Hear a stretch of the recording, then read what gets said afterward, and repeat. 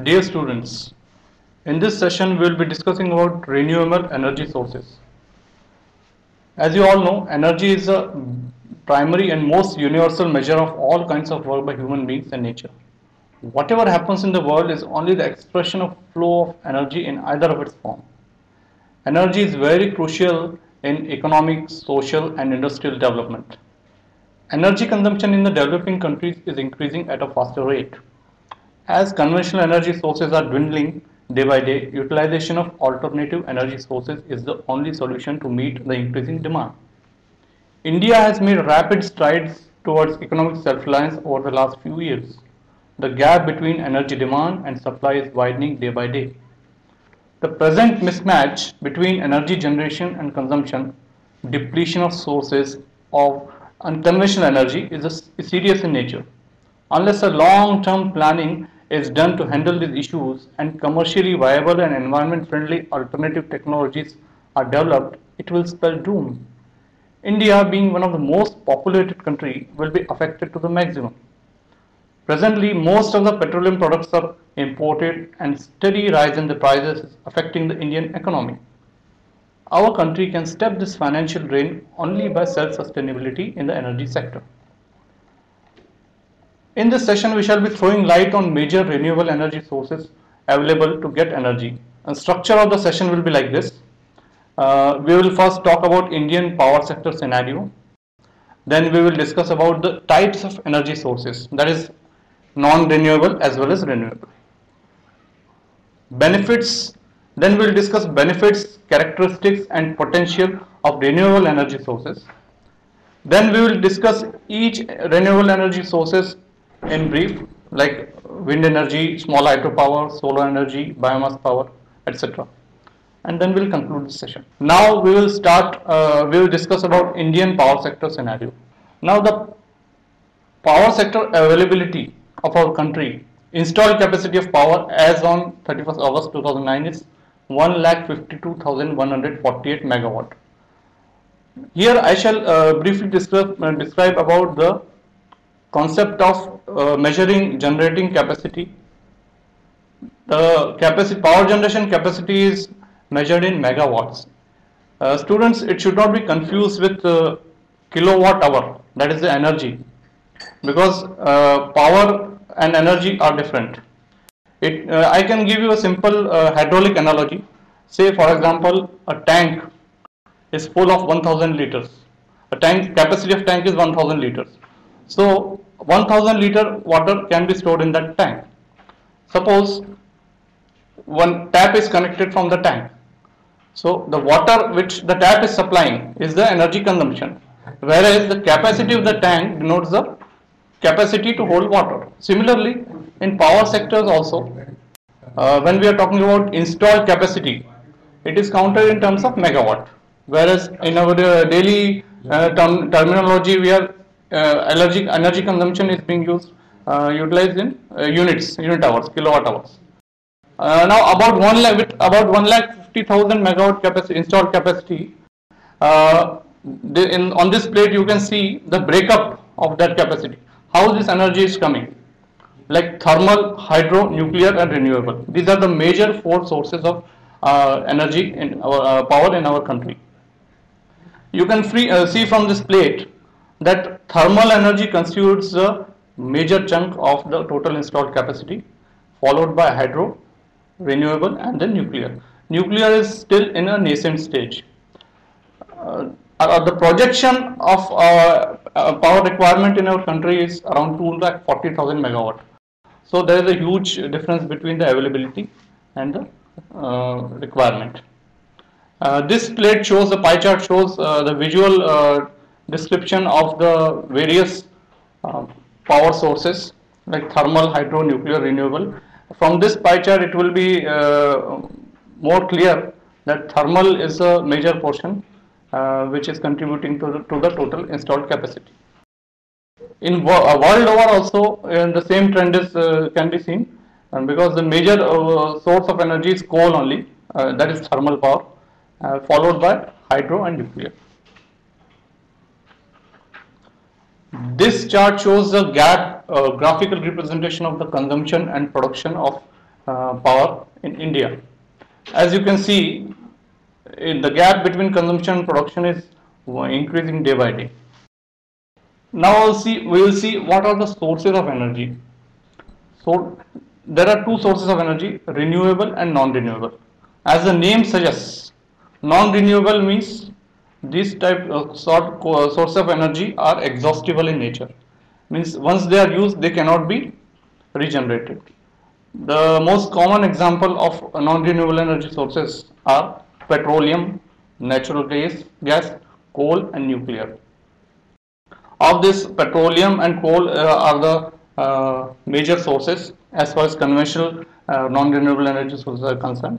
There are certain unconventional non-renewable energy sources are also there, that is oil shale and natural gas hydrates. But mostly petroleum, natural gas and coal are used world over. Now we will see renewable energy sources. As the name suggests, these can be regenerated, renewed, and they are virtually inexhaustible. The types of renewable energy sources are solar. Solar again it constitutes solar photovoltaic and solar thermal power. Then wind energy, hydropower energy, biomass energy derived from biomass, ocean energy, geothermal energy, and waste to energy means the waste generated can be used to generate the energy.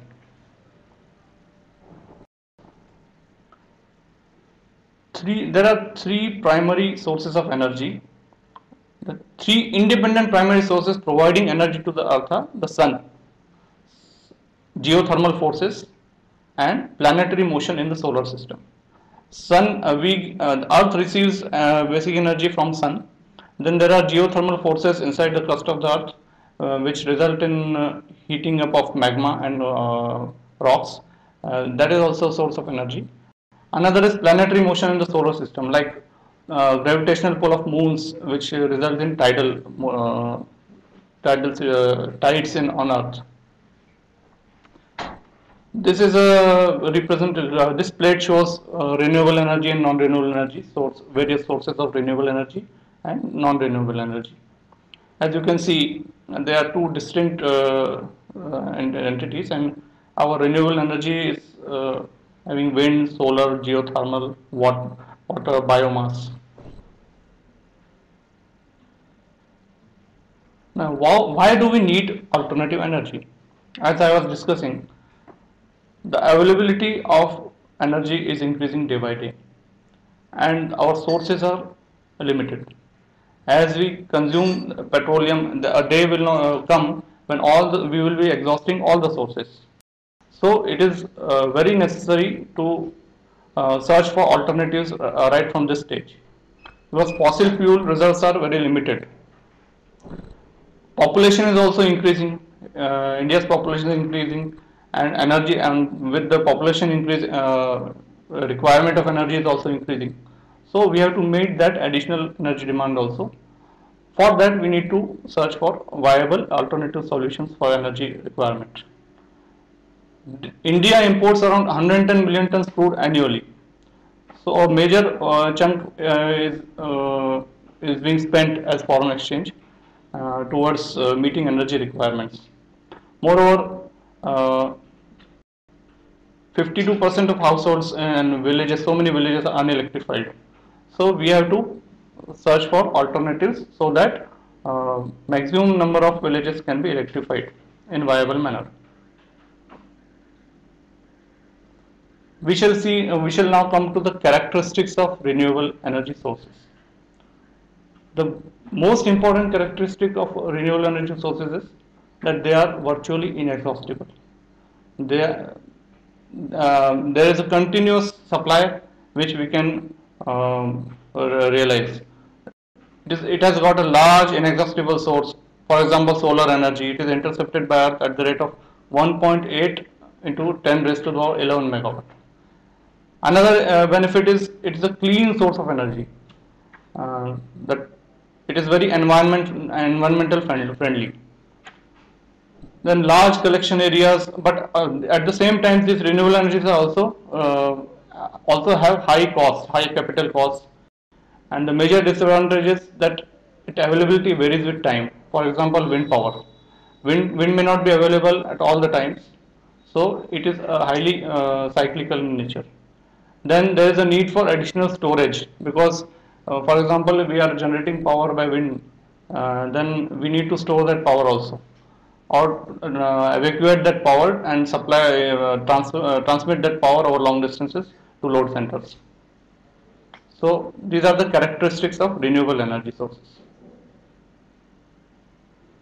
Now, what are the benefits of renewable energy sources? The major benefit is that they are environmental friendly. By using the renewable energy sources, we will be reducing emissions of carbon dioxide and other pollutants.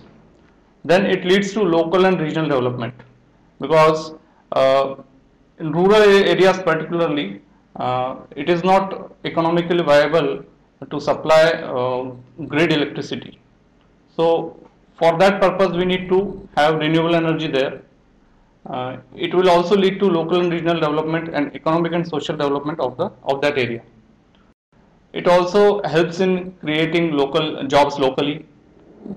Then major advantage is that it leads to security of energy for a nation.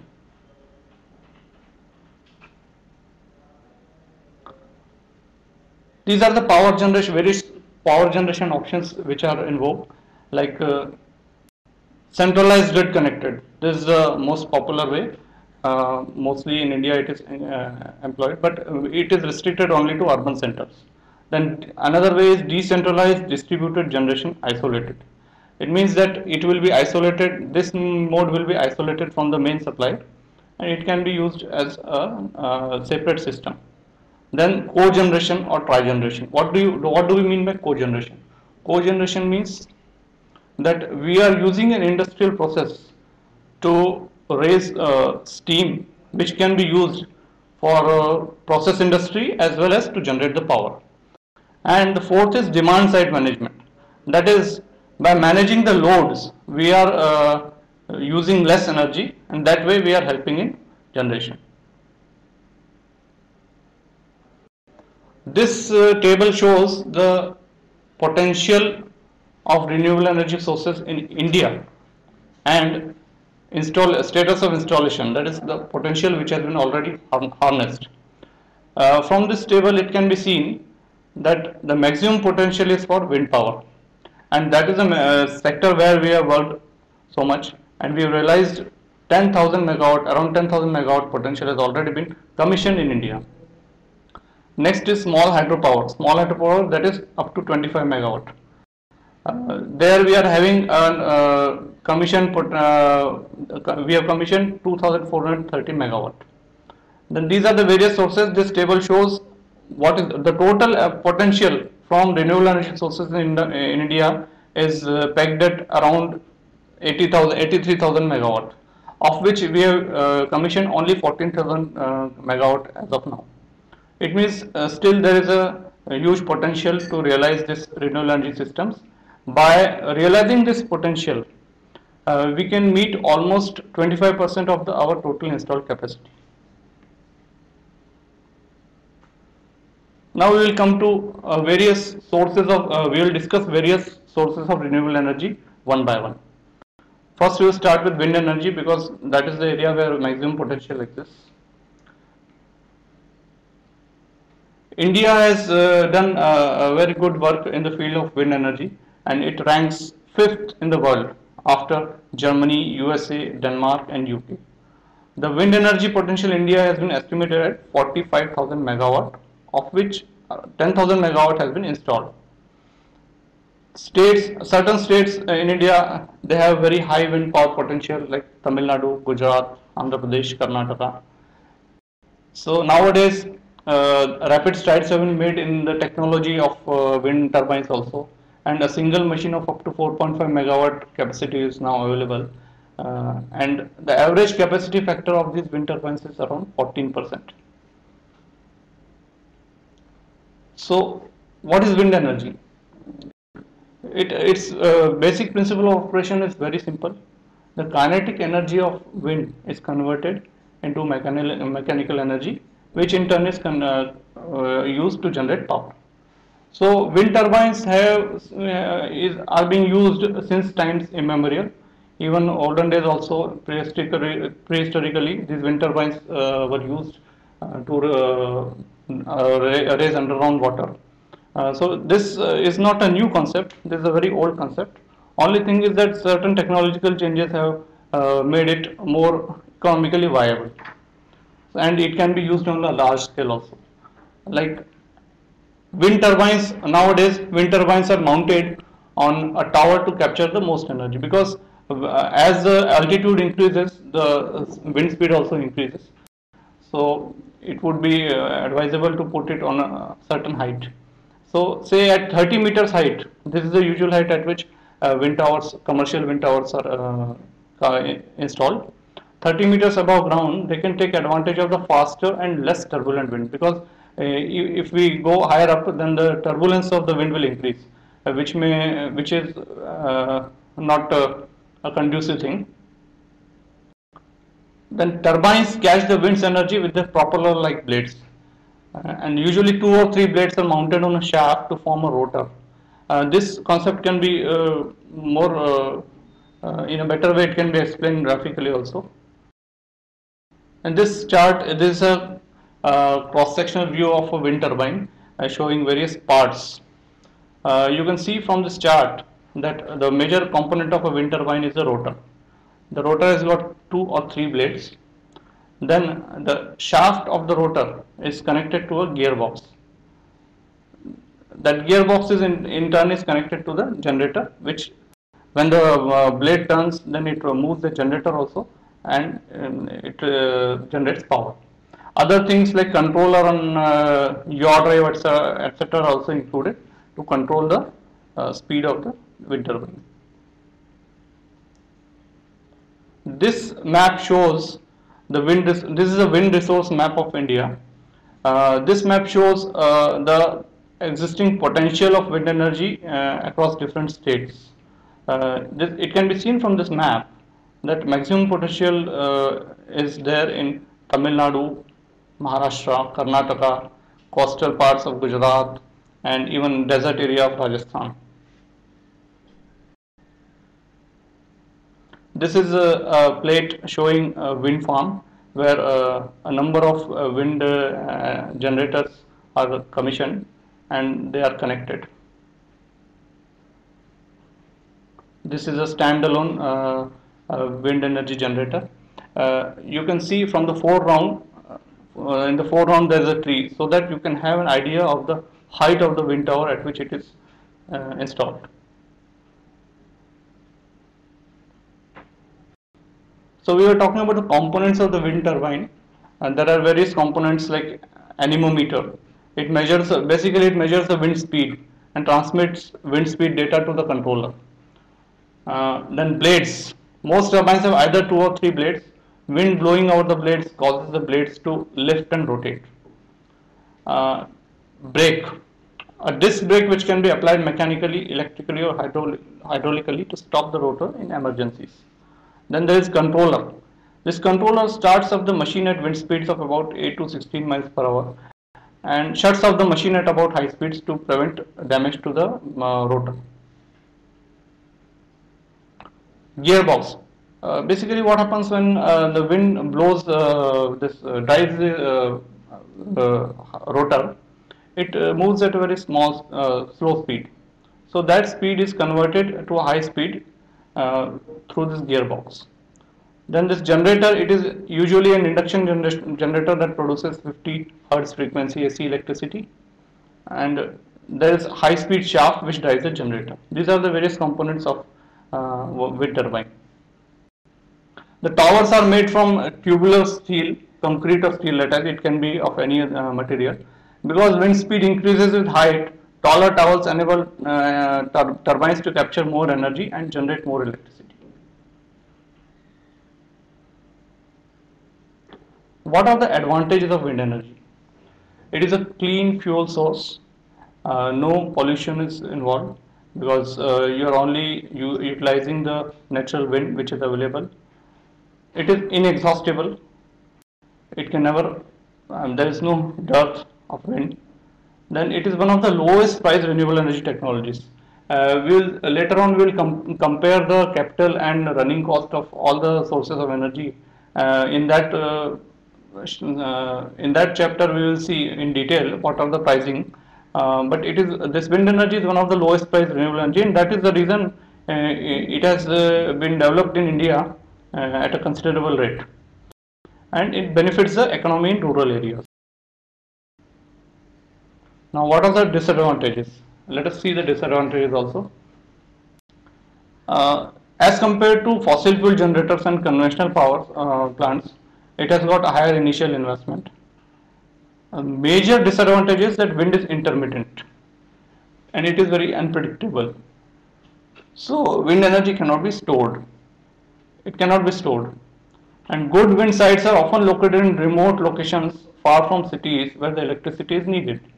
So a lot of cost is involved in evacuating that power generated from the wind generator and transmitting it over long distances to the load centers. Another disadvantage is that it may compete with other uses for the land, because the requirement of land is huge for establishing wind power plants. So it may compete with other uses for land, for example farmlands or other uses also. Now we will come to small hydropower. This is an exhibit showing a small hydropower. As you can see from this photograph, that a pipeline sort of structure has been brought from the top of the hill, and it has been brought this water. It is transmitting water at high velocity, which is driving a turbine, and the power is generated. Usually, the water is fed from stream, canal to the turbine by closed pipe. This closed pipe, which we saw in the photograph, is called penstock. This is the technical name for it, penstock. So, the source of water is usually existing river stream, from where the water is brought in this penstock.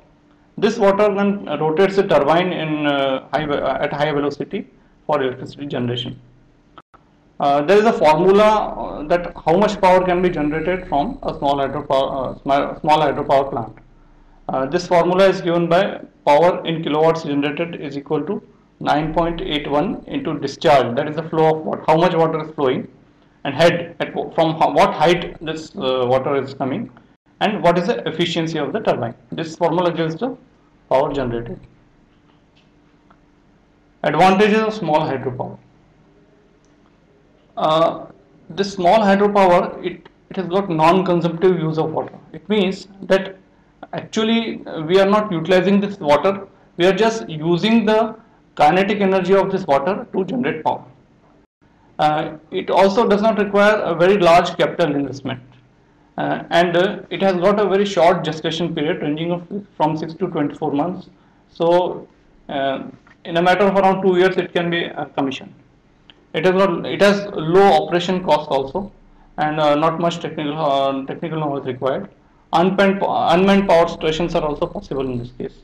It can be connected with electricity grid, and it can act as a catalyst in promoting socio-economic changes in remote areas. It is definitely more eco-friendly than as compared to conventional hydropowers, because a lot of environmental concerns are being raised for conventional hydropowers. So these small hydropowers are a very good substitute to the conventional hydropower. And small hydropower is significant for off-grid, rural, and particularly in mountain areas, hill areas, where a lot of scope exists for this small hydropower.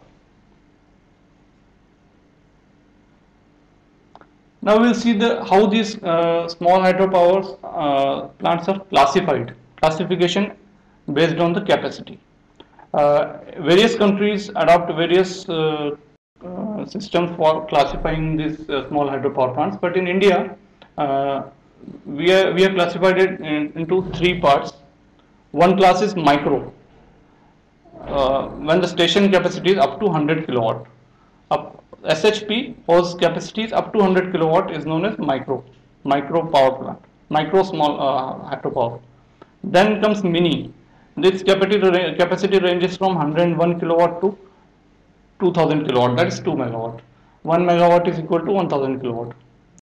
And the next comes small hydropower. Its capacity ranges from 2 megawatt to 25 megawatt.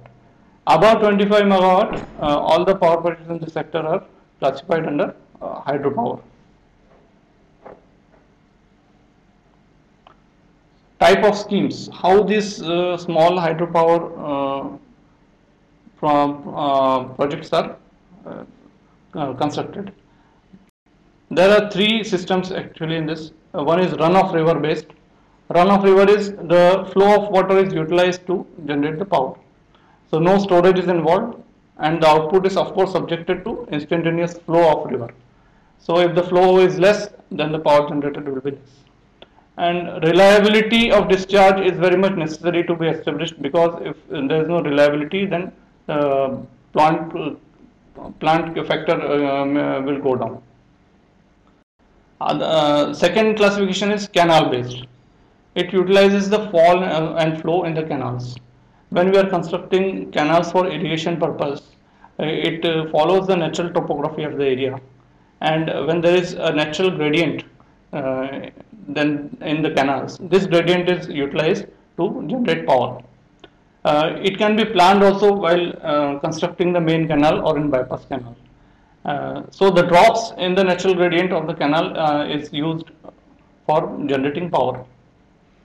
Then the third scheme comprises of dam based small hydropowers, in which dam tow schemes are most common in India. Here water stored during monsoon is utilized for power generation.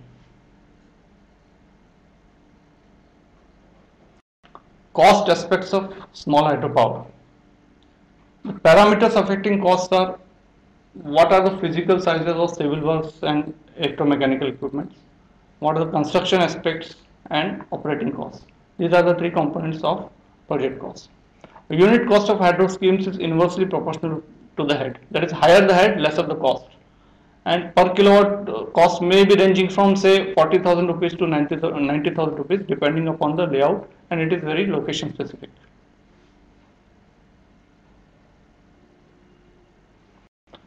If we compare small hydro with other renewables, it is the highest density renewable energy source against widely spread and thinly distributed solar energy, biomass, wind resource, etc.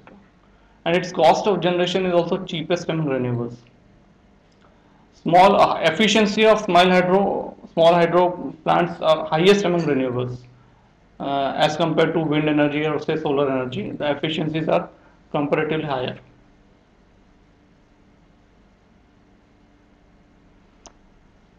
This this table shows the state-wise sites identified for development of small hydro projects. We can see from this site that total capacity of around 8,000 megawatt has been installed.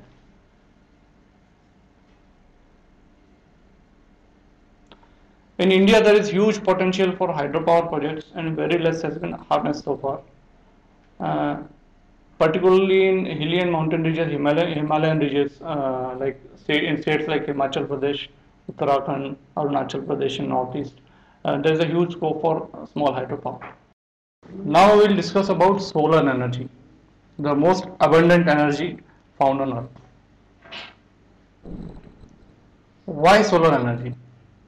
Because the most obvious reason is that solar energy is the most readily available source of energy on earth. Then it is absolutely free.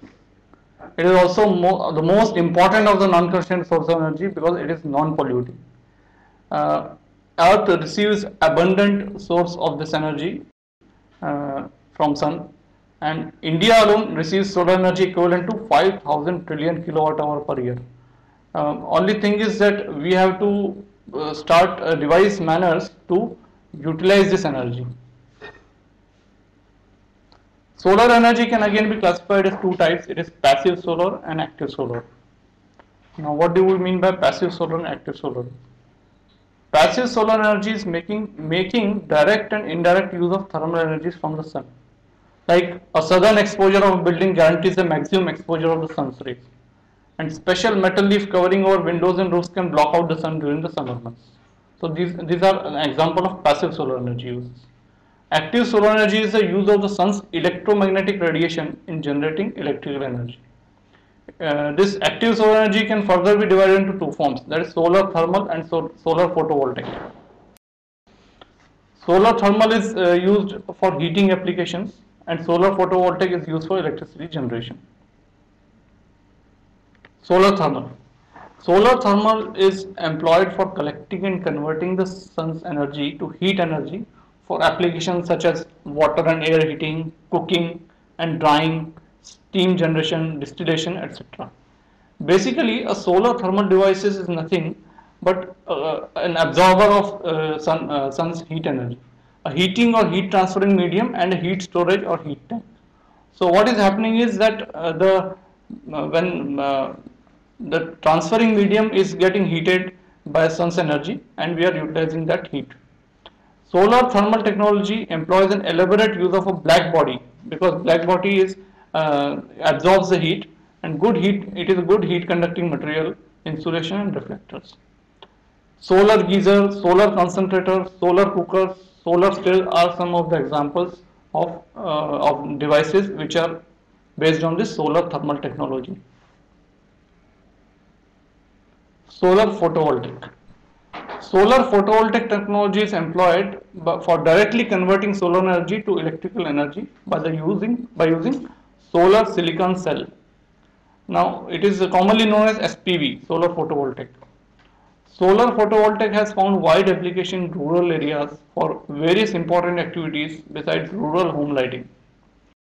Remote villages deprived of grid power can be easily powered using the solar photovoltaic technology, and it can thus revolutionize the concept of making available the power in remote and far-flung rural areas. The economics of rural electrification can be attractive considering the high cost of power transmission and erratic power supply in rural areas. How electricity is generated through solar energy?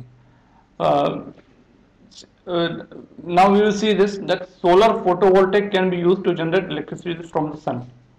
So what is happening is that we are using a silicon solar cell which is made of silicon. It plays an important role in generation of electricity.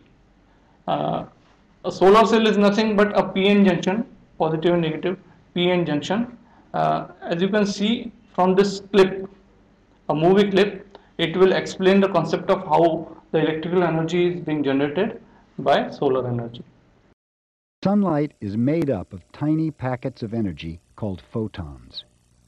Every minute, enough of this energy reaches the Earth to meet the world's energy demand for a whole year. Photovoltaic panels consist of many solar cells. These are made of materials like silicon, one of the most common elements on Earth. The individual cell is designed with a positive and a negative layer to create an electric field, just like in a battery. As photons are absorbed in the cell, their energy causes electrons to become free.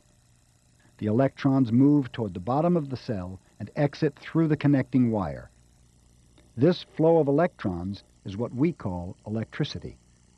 By combining solar cells and photovoltaic panels, we can produce just the right amount of electricity to perform a specific job, no matter how large or small.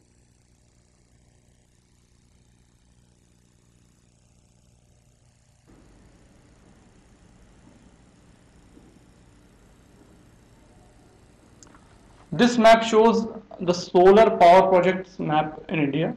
It shows location where major solar power projects are being implemented or have been commissioned. Now we will come to biomass. Biomass power is the most relevant form of energy as far as rural areas are concerned, and it is the most important source of energy for production supplied by agriculture. This energy is also available in the form of biodegradable waste, which is the rejected component of available biomass. Organic matter in which the energy of sunlight is stored in chemical bonds. And when the bonds between carbon, hydrogen and oxygen molecules are broken by digestion, combustion or decomposition, these substances releases stored energy. There are again various classifications of biomass. One is biomass grown, that is plantation. The other is agricultural waste, waste from agriculture like straw, husks. Then there is animal waste, for example, cow dung. Then industrial waste like bagasse, dry waste. And the last is municipal waste, that is garbage and night soil. Biomass is currently the world's fourth largest energy source. India produces around 540 million tons of crop and plantation residues every year. Higher capacity factor. These biomass plants have got higher capacity factors than other renewables. And atmospheric gasification with dual fuel engine occurs. 500 kilowatt gasifier is the largest installation in this field now, as on date.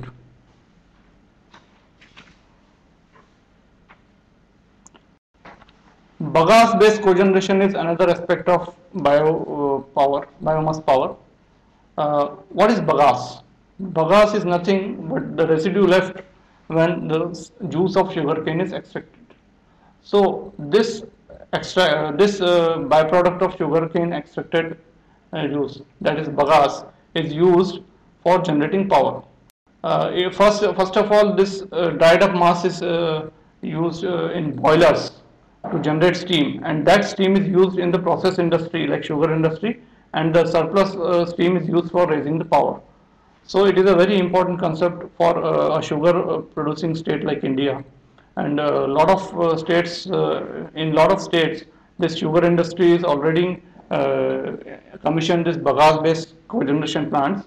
Thereby they are meeting their own power requirements, and the surplus power is being fed to the central grid. This table shows the state-wise potential of bagasse-based cogeneration plants. As you can see, states like Maharashtra, Uttar Pradesh, which are leading producers of sugar, a lot of potential exists in these states. And as far as total potential is concerned, it is around pegged at 5,000 megawatts. This is a plate showing a typical bagasse cogeneration power plant in Tamil Nadu.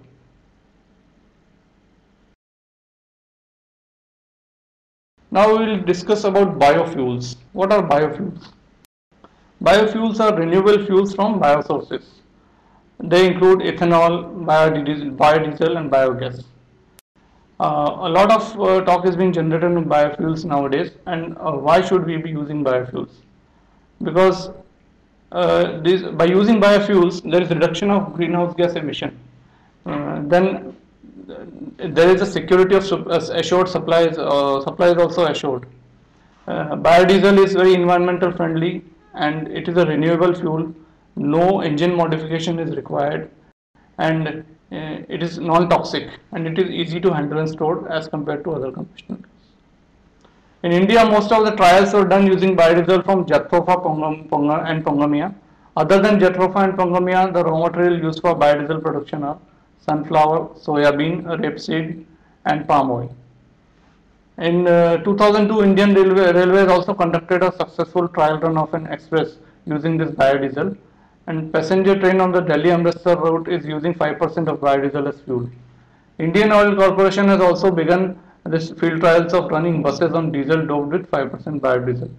All these examples show the increasing use of biodiesel in our country.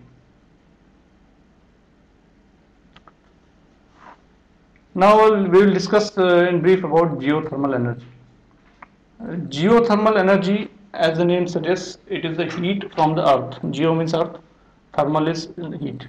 Heat from the earth. This heat can be drawn from several sources like hot water or stream reservoirs deep in the earth that are accessed by drilling.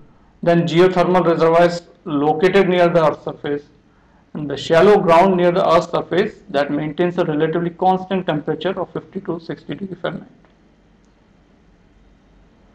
This plate shows a typical geothermal reservoir where the rainwater is seeping down below, and the hot rock which are already there, it heats underground water, and that water comes on surface in the form of geysers. This is a map showing hottest known geothermal regions in the world. These red regions exhibit the regions where geothermal activity is found. This is a map pertaining to India. This map shows the geothermal potential in India. This is an artistic view of how a geothermal power plant works. From this figure, you can see that there is a production well and there is an injection well. So wherever these geothermal activities are found and where it is established that hot water is available, that water is drawn from by drilling a well. That water is used for raising steam, and the steam in turn is used for generating power, and that same water is again injected back so that there is non-consumptive use of water. Now we'll see we'll discuss about tidal energy. Tidal energy traditionally involves erecting a dam across the opening to a tidal basin. This dam includes a sluice that is open to allow the tide to flow into the basin. The sluice is then closed, and as the sea level drops, traditional hydropower technologies can be used to generate electricity from the elevated water in the basin. Tidal range may vary over a wide range, that is 4.5 to 12.5 meter, and it depends on site to site. A tidal range of at least 7 meters is required for economical operation and for sufficient head of water for the turbines. Tidal energy schemes are characterized by low capacity factors, usually in the range of 20 to 35%, and there is a high capital cost for a tidal energy project with possibly a 10-year construction period. Tidal power generation may change the sedimentation and erosion patterns in the estuary also, and this is an added disadvantage. And pollutants discharged from the rivers upstream from the barrages may accumulate in the estuary. So these things have to be taken into consideration while designing a tidal power project. Now, other emerging developments in renewable technologies, we will briefly glance through this emerging developments. This is ocean energy. Ocean energy draws on the energy of ocean waves, tides, or on the thermal energy stored in the ocean. The ocean contains of two types of energy, that is thermal energy from the sun's heat and mechanical energy from the tides and waves. Oceans cover more than 70% of Earth's surface and making the world's largest solar collectors. The sun warms the surface of water a lot more than the deep ocean water, and this temperature difference stores thermal energy. Thermal energy is used for many applications including electricity generation.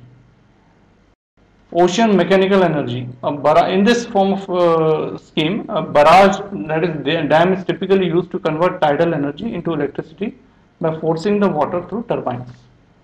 For wave energy conversion, there are three basic systems: channel systems that funnel the waves into reservoirs, float systems that drive hydraulic pumps, and oscillating water column systems that uses the waves to compress air within a container.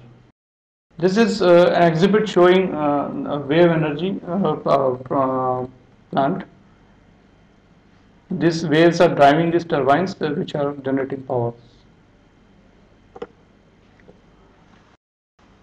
Now we will compare, we have so far discussed various forms of renewable energies. Now we will compare the capital cost and cost of generation of these various sources of renewable energy, also the conventional sources of energy. You can see from this table that typically a coal thermal power plant, the capital cost for establishing a coal thermal power plant is around 5 to 6.5 crore per megawatt. As compared to this thermal power plant, other sources of renewable energies are also indicated here. It can be seen that solar thermal power plants are still very costly. As far as capital costs are concerned, it is still not viable. The value ranges typically from 20 to 30 crore rupees per megawatt, and solar photovoltaic is still costly.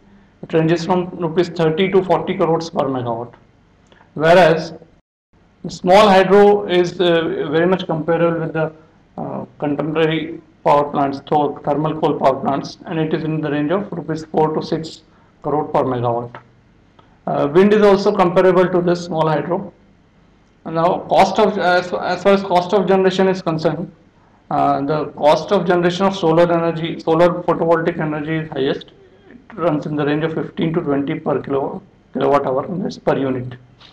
Whereas wind and small hydro are quite cheap. Now we will conclude this session. You see that India has competitive strengths in wind energy, solar energy, and biofuels. These are the three areas which we should concentrate upon to maximize the potential from these three sources of renewable energy, that is wind energy, solar energy, and biofuels. India also has an advantage because it has urgent needs, and to minimize the gap between requirement and availability of power, we need to rapidly search for alternative energy, viable energy sources. So these factors create conditions for India to move ahead. The government cannot do everything, however, individual or cooperative efforts can do a lot. Many rural communities consume little electricity, and extending electricity grids to meet their energy needs will prove more costly and take longer than harnessing new and alternative sources of energy already available in these communities, like wind, solar, and biomass. The attraction of these sources lies primarily in their abundance and ready access. The renewable energy technologies for exploiting these sources include biogas plants. So these are all these areas are very much relevant and very useful, may prove very useful for providing energy security for our rural areas. For example, biogas plants, solar lanterns, solar home lighting systems, then improved cooking stoves, improved lanterns, so particularly solar water pumping systems for irrigation, solar water heating systems, and water mills. These technologies can be readily used in rural areas for maximum utilization. So we have seen that by using these renewable energy options, we can have all these advantages, like it provides better lighting. Better lighting enables the poor to stretch their period of economic activity. The children can help them in daily chores and then study in the evenings. And it is very environment friendly. Efficient use of conventional sources of energy or use of renewable energy helps save the environment from further degradation and gives it an opportunity to regenerate. It provides these RETs provides sustainable fuel systems. For example, afforestation and agroforestry combined with the introduction of energy efficient devices can help to create a sustainable fuel use system within the rural community. This major advantage of using renewable energies is to the women. By using this, there is a lower dependency on fuel wood and other household fuel sources, reduces the drudgery of women by shortening or eliminating the distances they travel for fuel collection. The improved cooking stove, for example, has been associated with an average net annual saving of 7% of labor a year in India. These technologies also benefit human health. Use of improved cooking stoves and biogas plants, for example, helps reduce or eliminate health problems associated with using conventional cooking stoves and chulhas. Uh, then these enhance income also. Alternative energy sources can provide local employment opportunities through direct use of energy in small scale industry and agriculture. Now we will just take a brief recap of whatever we have learnt in this session. We have seen the how Indian power sector scenario is, and what is our installed capacity and what is our requirement, and we have seen that there is a huge gap between this demand and supply, and it is going to this gap is going to increase day by day. Then we have discussed about the types of energy sources, that is non-renewable and renewable. Non-renewable includes the conventional thermal power plants, nuclear power plants, and renewable energy sources are solar energy, wind energy, tidal energy, geothermal energy, all these biomass energy. These are all forms of renewable energy. We have also seen the benefits of using renewable energy sources and potential of renewable energy sources. We have discussed various forms of renewable energy in details, like wind energy, small hydropower, solar energy, biomass power, biofuel, geothermal energy, tidal energy, and wave energy. Of all these types of renewable energy sources, Wind energy, small hydropower, solar and biomass are the most relevant to Indian rural sector.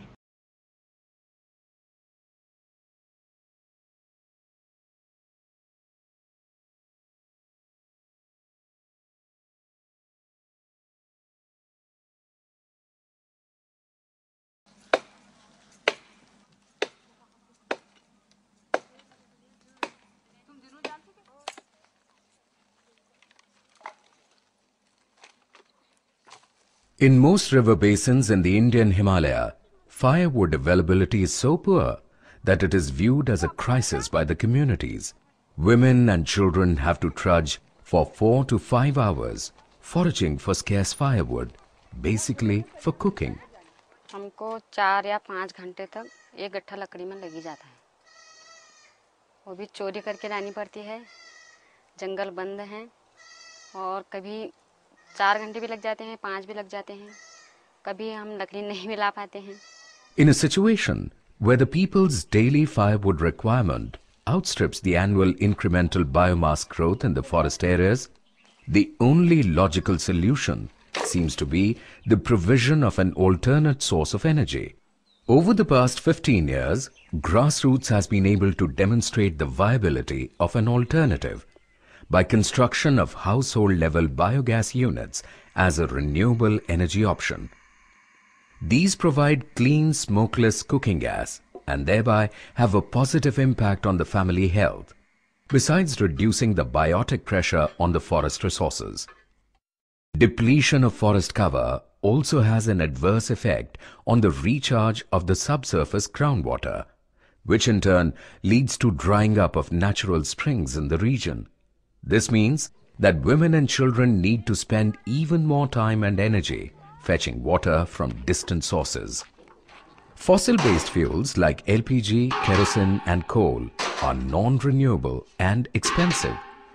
A large amount is spent by the government annually in subsidy and transportation of such fuels.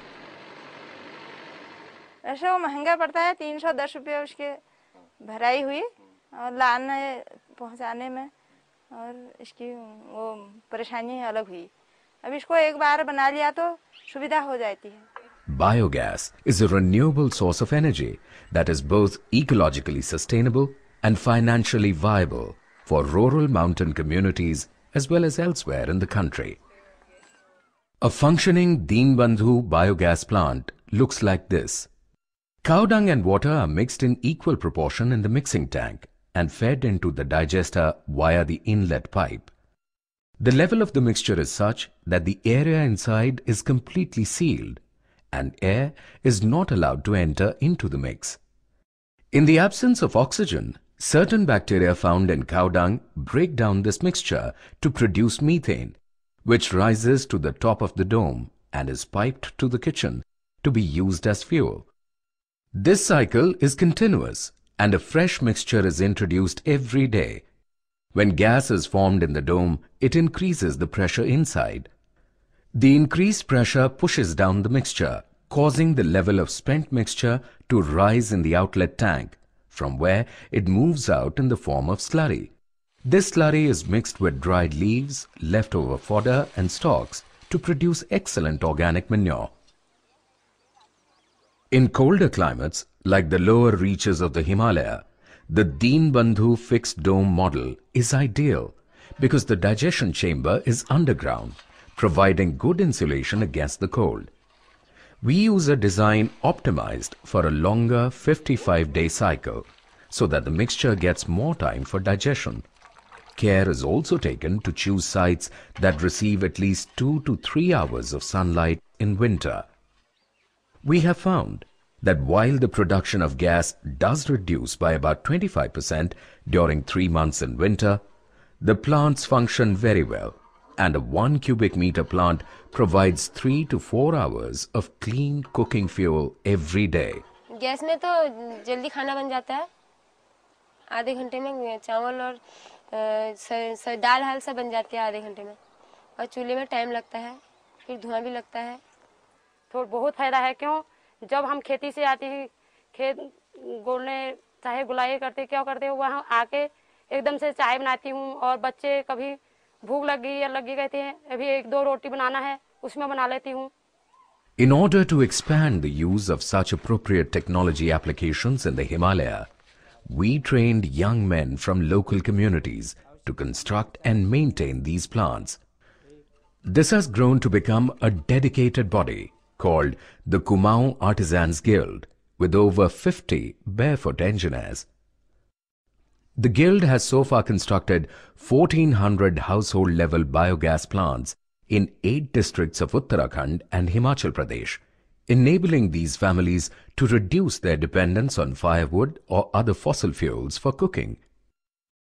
We have found that the critical factors for success with biogas are ensuring quality during construction and training user groups in the correct use and maintenance of their plants. Ignoring these critical issues often leads to the failure of biogas plants, perpetuating the myth that biogas technology is inappropriate in the Himalaya and elsewhere in the country. The main advantages of using biogas are: methane, one of the greenhouse gases responsible for global warming, gets burned. Households using biogas need very little firewood, reducing the pressure on our fragile forests. It reduces the drudgery of collecting and carrying firewood daily for women, freeing up time for other activities. It is smokeless and thus has a positive impact on family health. There are no recurring costs. The cow dung used is not lost, as the composted slurry makes a much richer organic manure. The challenge is to scale up the adoption of this technology to help protect the existing forest cover and allow revegetation efforts to succeed. A 1 cubic meter plant currently costs 15,000 rupees in hilly areas. With per capita income of mountain communities being low, the initial cost becomes a major obstacle in the spread of this technology. Households usually contribute about 70% of the cost in cash plus labor inputs. Grassroots has been providing the rest through a small government subsidy and donations from civil society. At a time when the whole world is waking up to the realities of climate change due to burning fossil fuels, and there is talk of carbon credits for the reduction of greenhouse gases, we must look at biogas with renewed interest if we are serious about providing clean domestic energy as part of our Millennium Development Goals.